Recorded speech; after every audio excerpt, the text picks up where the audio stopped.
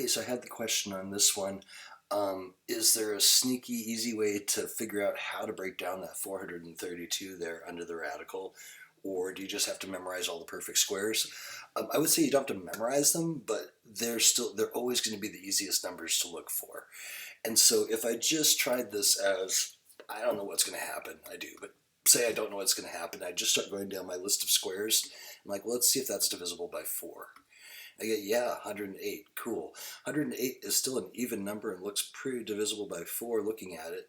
So if I go divide it by 4 again to see if it'll go in a second time, there's that same 27 that you got to.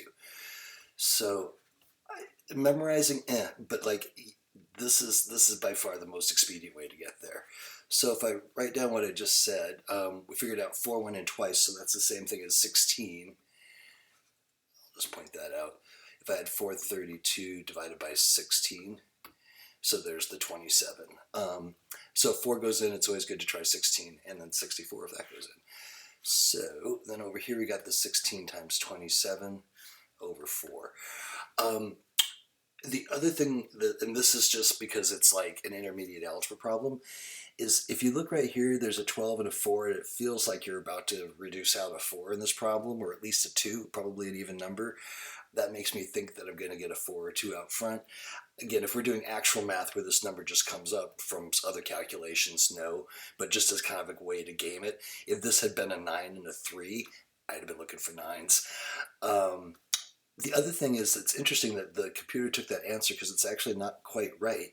So let me finish this out. This would go 12 minus square root of 16.